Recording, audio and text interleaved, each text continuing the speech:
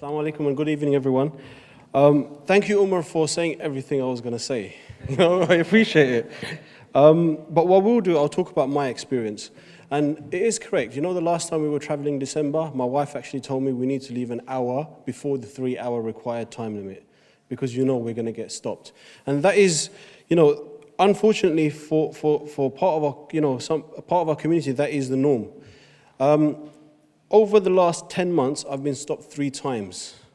Since then, I haven't traveled again, so I can't say that, I don't know whether it's going to happen again. But, I could say with certainty, I'm going to leave an hour before next time I travel.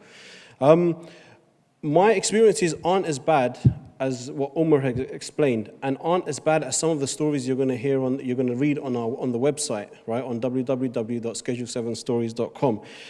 But one thing that gets to me is that this is now harassment.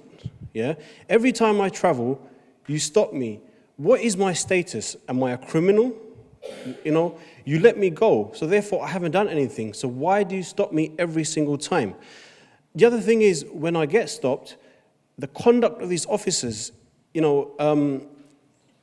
can't make it up. They're very aggressive. They snatch pieces of paper out of your hand, and they ask you the silliest questions. Like Umar said, do you go to the mosque? What mosque do you go to? And I know that a lot of people sitting here today will probably, they'll probably be thinking, well, I go to mosque as well, And I just wanted to say, the other thing I wanted to say was that they never ever tell you why they're stopping you or what you've done.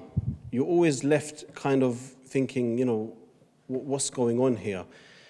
When you do ask them, it's always it's a random thing. It's clearly not so random if I'm getting stopped every single time. Why do I think it happens? They never tell me why it happens, but I do think that it's because of my faith, it's because of the way I look. I don't know if you guys remember, but recently there was an ex-SO15 officer who won a tribunal against the Metropolitan Police. And one of the charges that he brought against the police in the tribunal case was the fact that they were asking him to act as a racial buffer. Because he was a black man, they were asking him to do the initial approach because they said to him that if a black person approaches another black person, then the person being stopped won't feel so bad. These things are actually, they're out there in the news. The other thing is, if you read the stories, if you talk to the people around you, if you talk to the people in the mosques, they will tell you stories about the kind of questions that are being asked. These kind of questions only get asked to Muslims. Do you pray? Do you have the Quran? That, I think, for me, that points towards discrimination, And I would like to just touch on what Umar was saying about the impact. There's a lot of talk about preventing extremism. But when you, as a community, feel that you do not have the freedom of travel without being interrogated and questioned, and then you feel that there is no avenue to redress this, right? There's nothing you can do to challenge it. What happens? What do you do? It builds up a sense of kind of anger, or maybe even, the word extremism. They're pretty much with their policies doing what they're talking of preventing. And that's why I feel that this project is so important.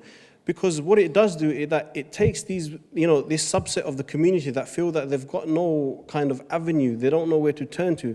But now, through the website, they have somewhere to turn to, and they can get, they can get it off their chest, they can get advice, they can get guidance on how to challenge such policies. And I thank you very much for coming. Cheers.